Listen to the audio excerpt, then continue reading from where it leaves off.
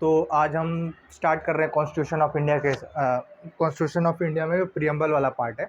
मैंने पहले एक वीडियो बनाया था जो 12 मिनट का था। आप बेसिकली वो देखें तो आपको क्लियर होगा कि किस तरीके से कॉन्स्टिट्यूशन ऑफ इंडिया में हमें स्ट्रक्चर समझना है, मतलब किस तरीके से हम कॉन्स्टिट्यूशन ऑफ इंडिया को समझेंगे, उसका स्ट्रक्चर। उसके बाद आपको ये समझ में आएगा कि हम यहाँ क्या चालू करने हैं। थोड़ा ब्रीफ में मैं रिवीजन ब्रीफ में तो नहीं जाऊँगा, बट थोड़ा रिवीजन करवा देता हूँ उस वीडियो में मैंने क्या क्या बेसिक चीज़ें डिस्कस की थी।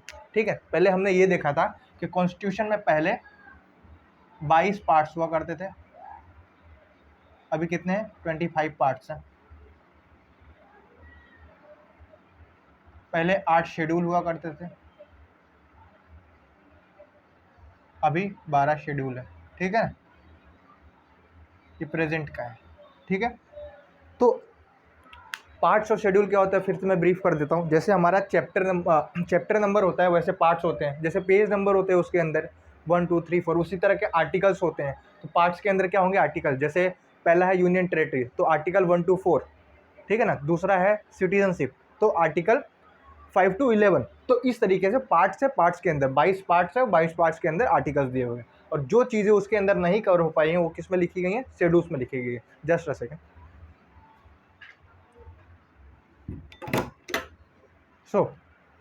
तो जो चीज़ें उसमें नहीं कवर हो पाई हैं वो शेड्यूल्स में लिखी गई है। इतना समझ में आया?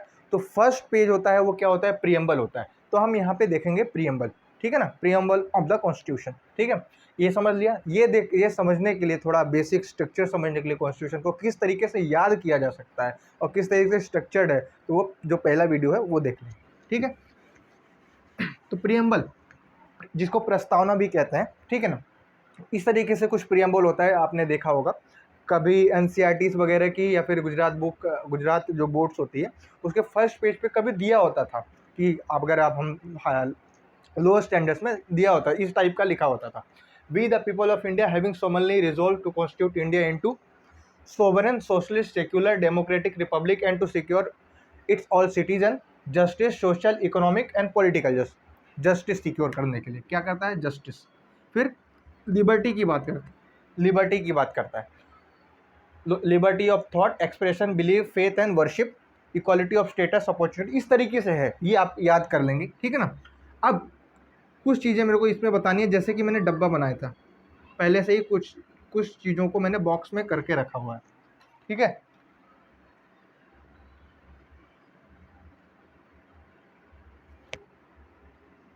बॉक्स करके रखा हुआ है, सोशलिस्ट, सेक्युलर और इंटीग्रिटी, ये जो 3 वर्ड्स थे। हाँ, एक और चीज़, कॉन्स्टिट्यूशन ऑफ इंडिया 26 नवंबर 1949 को बना था, एडॉप्ट किया जाता था। और इम्प्लीमेंट लागू कब हुआ था? 26 जनवरी 1950 को, ठीक है ना। हमारा जो संविधान था वो 26 नवंबर 1949 को बना था और 26 जनवरी 1950 को लागू किया गया था, ठीक है। इतना याद हो गया। ये कितने दिन में बन के रेडी हुआ था? 2 year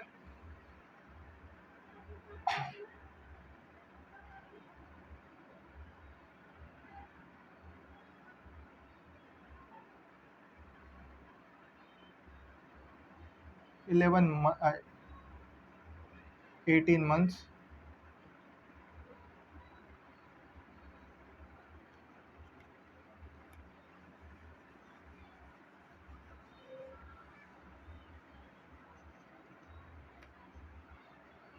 2 year 11 month 18 days।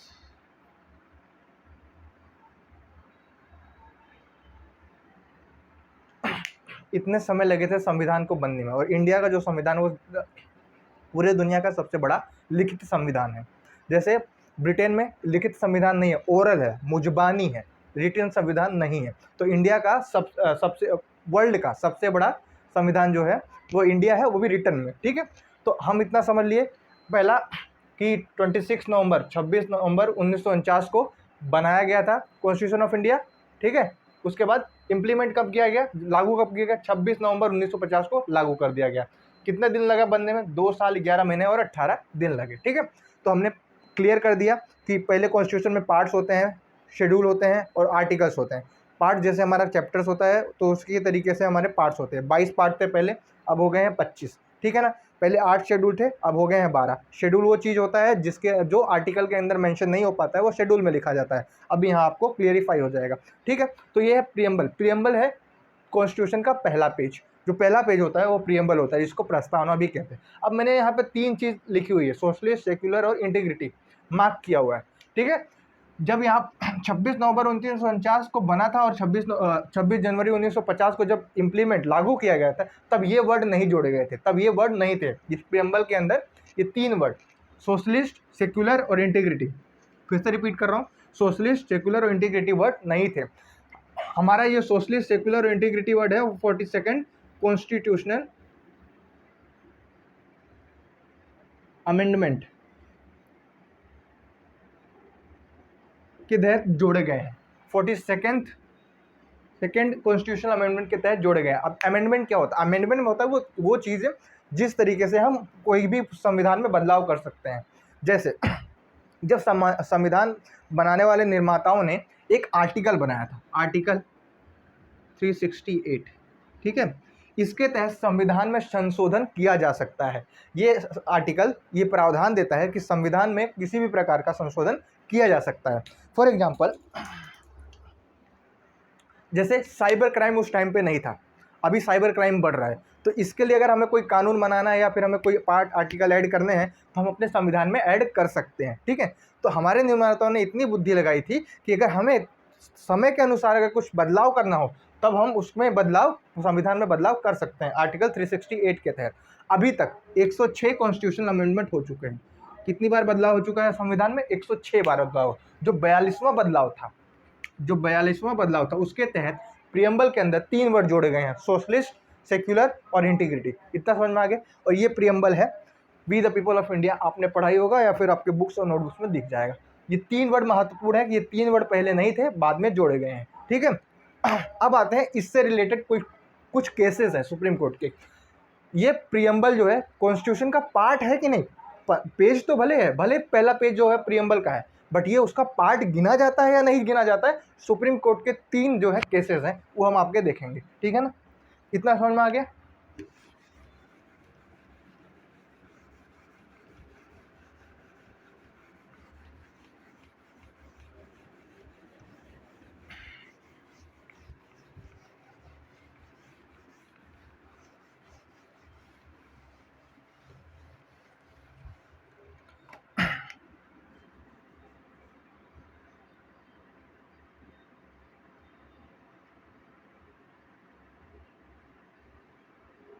Berubari union case पहला है, दूसरा है गोलकनाथ केस, तीसरा है केशवा नंदा भारती केस। घबराना नहीं है, शांति से समझना है क्या है ये। अब ये तय करना था कि प्रियम्बल जो है वो पहला पेज तो है कॉन्स्टिट्यूशन का, बट वो उसका पार्ट गिना जाएगा कि नहीं गिना जाएगा, इसके लिए सुप्रीम कोर्ट के 3 केसेस हैं। बेरूबारी यूनियन केस में आपको अभी केस नहीं याद करना है, केस जब पढ़ाएंगे तब उसके बारे में डिटेल चर्चा करेंगे। अभी खाली इतना समझना, बेरूबारी यूनियन केस में सुप्रीम कोर्ट ने ये बोला था कि प्रियम्बल कॉन्स्टिट्यूशन का पार्ट नहीं है। बेरूबारी यूनियन के केस के तहत ये बोला गया, सुप्रीम कोर्ट ने ये बोला कि प्रियम्बल जो है कॉन्स्टिट्यूशन का पार्ट नहीं है, ठीक है। अब गोलकनाथ केस में आते हैं। गोलकनाथ केस में क्या बोला गया? ये भी कॉन्स्टिट्यूशन का पार्ट नहीं है, बट एक क्या है, लाइटनिंग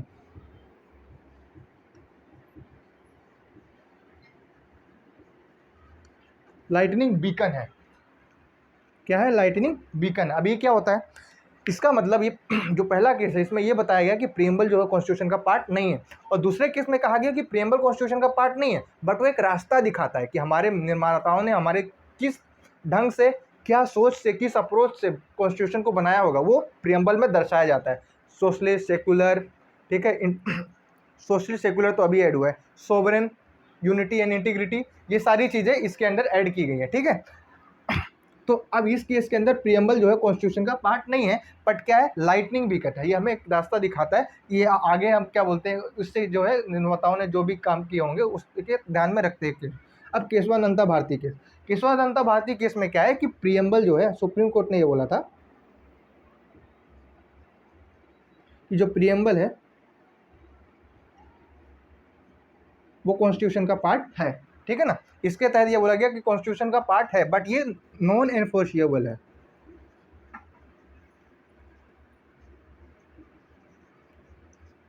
नॉन एनफोर्सिएबल है। नॉन एनफोर्सिएबल का मतलब है कि इसको लेके हम कोर्ट नहीं जा सकते हैं। सुप्रीम कोर्ट के तहत केशवानंदा भारती केस के अंदर जो वर्डिक्ट दी गई वो क्या था कि प्रियम्बल जो है कॉन्स्टिट्यूशन का पार्ट है, ठीक है ना, पर वो एक नॉन एनफोर्सिएबल है कि उसको लेके हम कोर्ट नहीं जा सकते। वो पार्ट तो है कॉन्स्टिट्यूशन का, बट वो कोर्ट्स को लेके कोर्ट नहीं जा सकते। बेरूबारी यूनियन के केस के तहत प्रियम्बल पार्ट नहीं है। गोलकनाथ केस के तहत प्रियम्बल फिर पार्ट नहीं है, बट एक लाइटनिंग बीकन है, एक रास्ता दिखाता है कि उस चीज़ों को ध्यान में रखते हुए संविधान के अंदर चीज़ें की गई होंगी। केशवानंदा भारती केस, केशवानंदा भारती केस के अंदर सुप्रीम कोर्ट ये बोलता है कि प्रियम्बल जो है कॉन्स्टिट्यूशन का पार्ट है। अभी तक ये वर्डिक्ट चलता है। अभी अगर हमें कहा जाए तो अभी प्रियम्बल जो है वो कॉन्स्टिट्यूशन का पार्ट है। प्रियम्बल जो है कॉन्स्टिट्यूशन का पार्ट है, बट वो नॉन एनफोर्सिएबल है, उसको लेके हमें कोर्ट में नहीं जा सकते कि, ठीक है। इतना तक समझ में आ गया।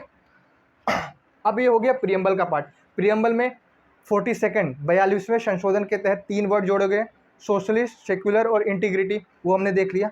प्रियम्बल पार्ट है कि नहीं कॉन्स्टिट्यूशन का, ठीक है ना, वो हमने देख लिया। 3 केसेस है, ये केस हम डिटेल में देखेंगे, पर यहाँ समझने के लिए इसमें पार्ट नहीं है, इसमें भी पार्ट नहीं है, बट एक लाइटनिंग बीकन है, एक रास्ता दिखाता है कॉन्स्टिट्यूशन को समझने का।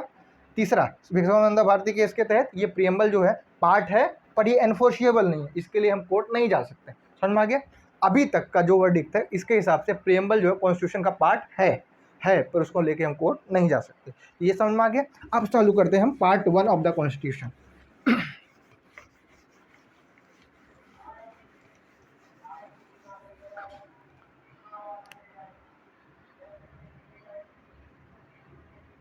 पार्ट वन में क्या है,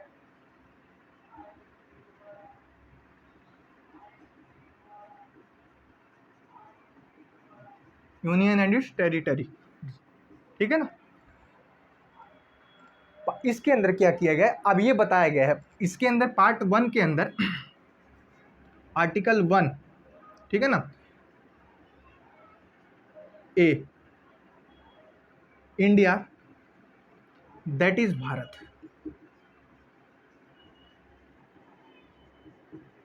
जब संविधान बनाते समय असेंबली में ये तय किया जाना था कि कुछ लोग बोल रहे थे कि इस देश का नाम इंडिया रखा जाएगा, कुछ लोग ये बोल रहे थे कि इस देश का नाम भारत रखा जाएगा, ठीक है। तो ये निष्कर्ष निकला था डिस्कशन के बाद कि हम दोनों नाम रखेंगे, इंडिया दैट इज भारत, ये लिखा हुआ है इंडिया दैट इज भारत। तो अभी भी कुछ समय पहले ये कॉन्फ्लिक्ट दिखी थी कि देश का नाम भारत होना चाहिए, ना कि इंडिया होना चाहिए, बट सुप्रीम कोर्ट के ने ये बोला कि कॉन्स्टिट्यूशन में ये मेंशन है इंडिया दैट इज भारत, दोनों सेम है। अभी आपने G20 की समिट हुई, वहाँ पे आपने देखा होगा कि जो वहाँ पे नेम लगी हुई थी प्लेट, वहाँ पे भी भारत लिखा हुआ था, ठीक है। तो ये सारी चीज़ें हैं, इसके अंदर ये मेंशन की गई है। बी क्या कहता है, आर्टिकल 1B क्या कहता है,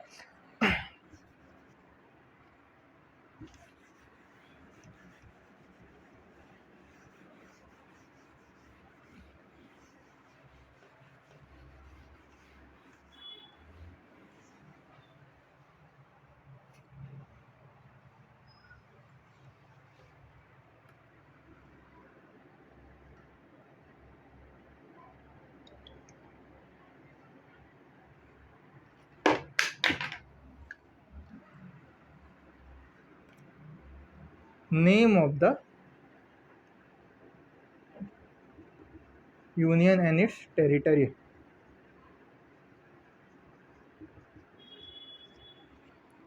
भारत में गुजरात तो हिस्सा है इसका, फॉर एग्जांपल हिंदुस्तान का, सॉरी भारत और इंडिया का गुजरात भी हिस्सा है, महाराष्ट्र भी हिस्सा है, केरला है, तेलंगाना है, तमिलनाडु, सारी चीज़ें, बट वो चीज़ स्पेसिफाई कहाँ की गई है कि ये सारे भारत के हिस्सा हैं। तो आर्टिकल 1B में ये बताया गया है कि name of the union and it's territory.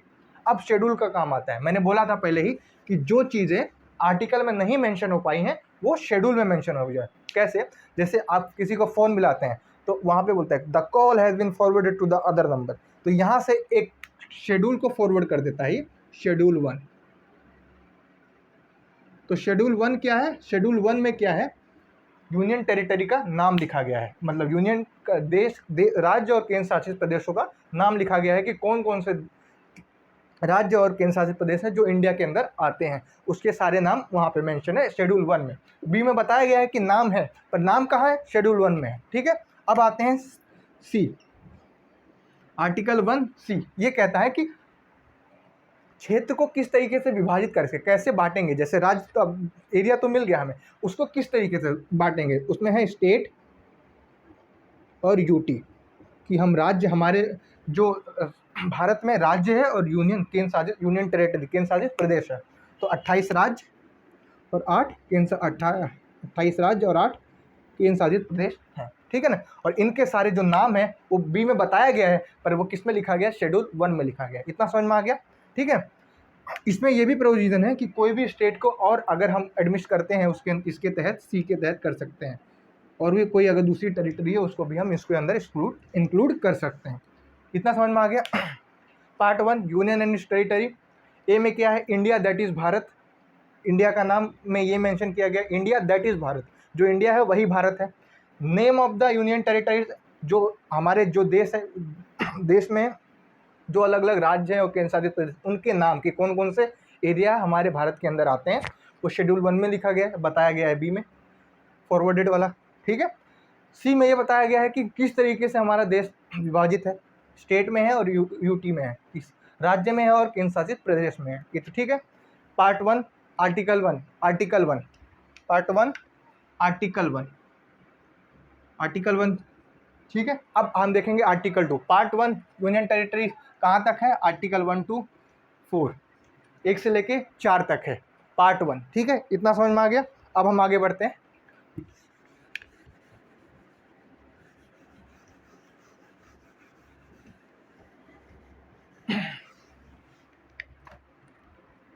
Article 2 में, आर्टिकल नंबर 2 में क्या गया? Admission of the new state.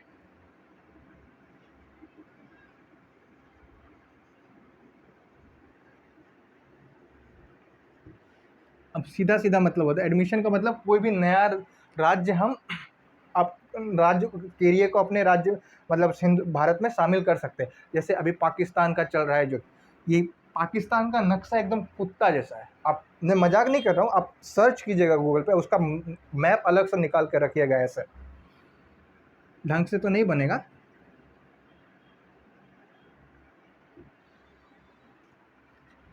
उसका एकदम मैप जो है ना, एकदम कुत्ता जैसा है, कुत्ता। इधर डॉगी का मुंह होता है ना, ऐसे बैठा रहता है ना डॉगी। पर बात वही है कि वो भी बहुत वफादार होते हैं। कुत्ते को भी नाम, बदनामी पाकिस्तान की नहीं हो रही है, कुत्ते की हो रही है, क्योंकि वो बहुत वफादार होता है।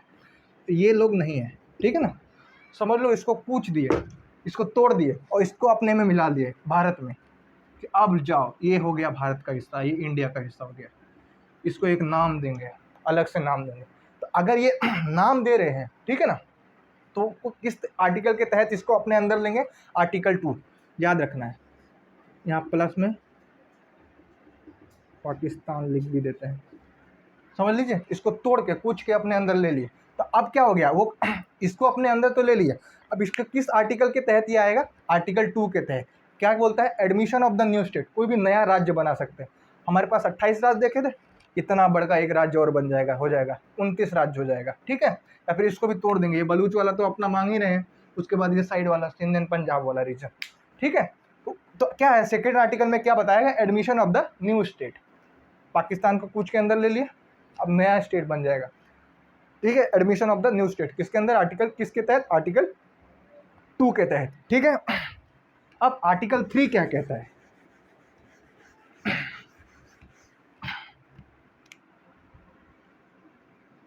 आर्टिकल 3 ये कहता है, आर्टिकल 3 क्या है? Alteration son of existing boundary of state.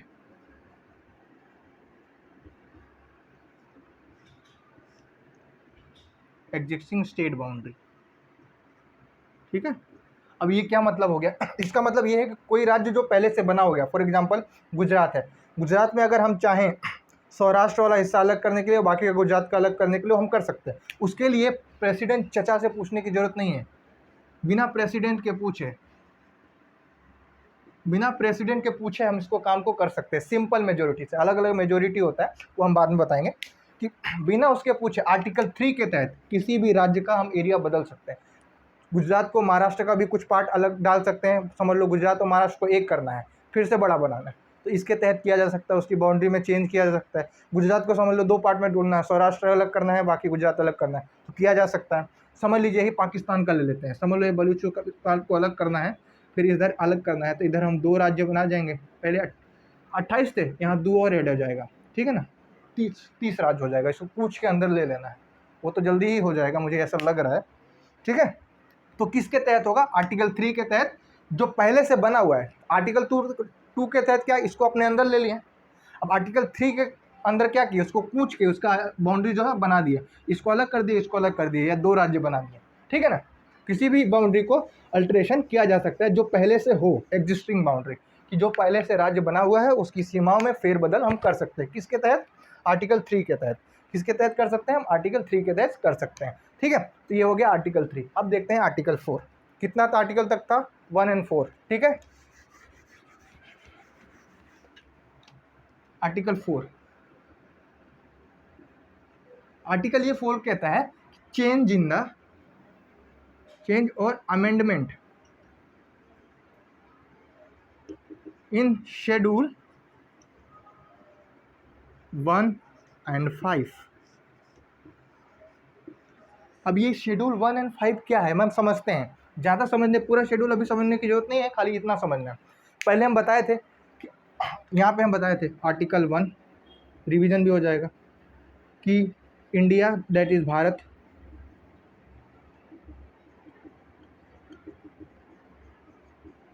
ठीक है। आर्टिकल 2 क्या बताए थे? नया एडमिशन ले रहे हैं सब लोग, नया पाकिस्तान का हम लोग एडमिशन लेंगे, उसको अंदर ले लेंगे। ठीक है, फिर तीसरा क्या था? अल्ट्रेशन ऑफ बाउंड्री,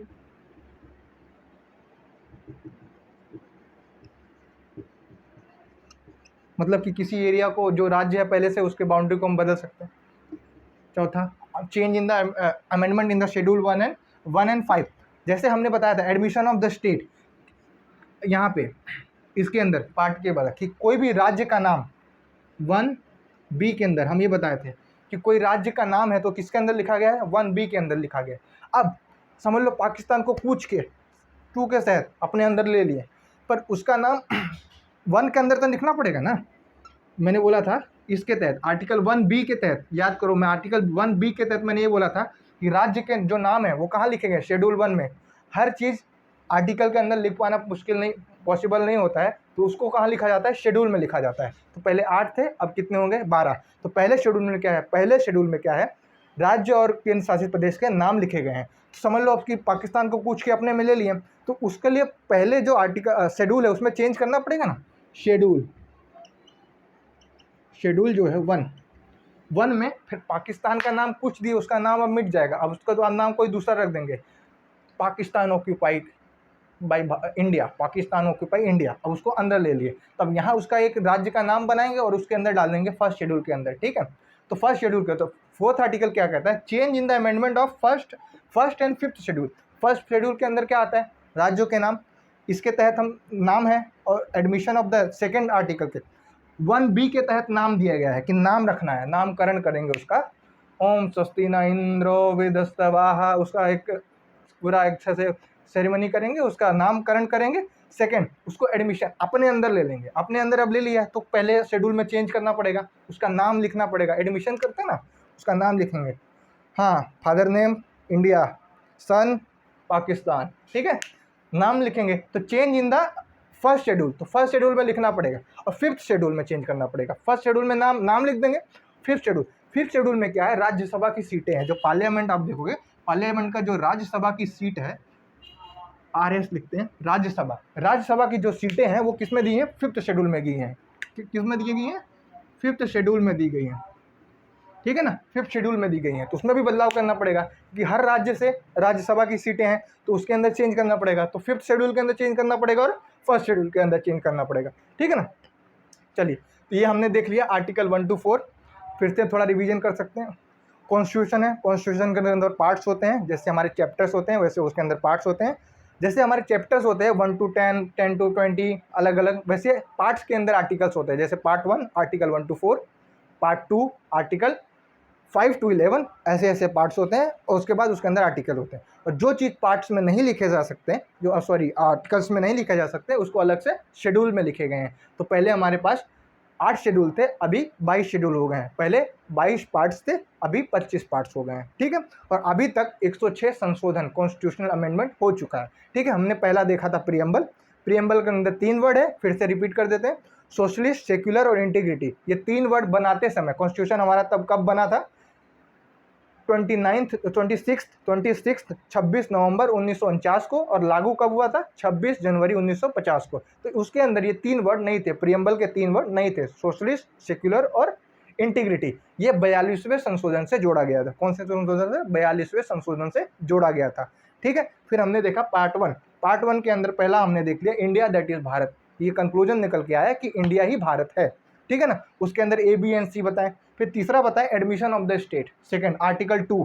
ठीक है ना, यहाँ पे लिख देते article 2 admission of the state, कि किसी भी राज्य को, जैसे हमने पाकिस्तान को बताया, उसको पूछ के अपने अंदर ले लिया। ठीक है, फिर थर्ड अल्ट्रेशन ऑफ बाउंड्री, उसके अंदर का जो बाउंड्री है, जो भी हमारे अंदर प्रेजेंट स्टेट है, जो हमारे पास स्टेट बन गया है, उसके हम बाउंड्री में फेरबदल कर सकते हैं। ठीक है ना, चौथा हमने क्या बताया, change in the 1st and 5th schedule. 1st and 5th schedule, 1st schedule में क्या है, नाम है, पाकिस्तान का नामकरण करेंगे, अलग से नया नाम रखा जाएगा।